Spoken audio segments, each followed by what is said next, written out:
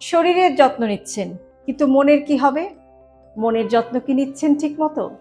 আজকে বলবো খুব সহজেই আপনি কিভাবে আপনার মানসিক শান্তির জন্য একটু ঘরে বসেই চেষ্টা করতে পারেন এবং খুব সহজেই আপনার মনের যত্ন নিতে পারেন।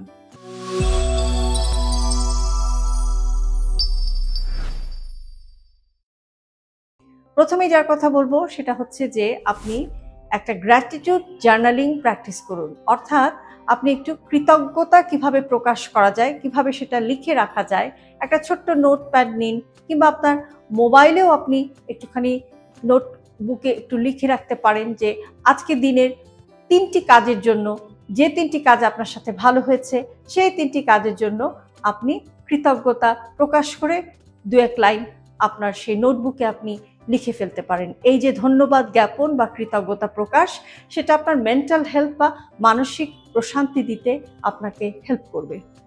আরেকটি কাজ আপনি করতে পারেন, সেটা হচ্ছে যে আপনি স্ক্রিন থেকে প্রতিদিন নিয়ম করে অন্তত 1 ঘন্টা বিরতি নিন। অর্থাৎ আপনি যে মোবাইল ফোন, ল্যাপটপ যত ডিভাইস ইউজ করছেন সবগুলো ডিভাইস থেকে 1 ঘন্টা সময়ের জন্য আপনি প্রতিদিন দূরে চলে যাবেন, যেটা আপনাকে মেন্টাল পিস দিবে।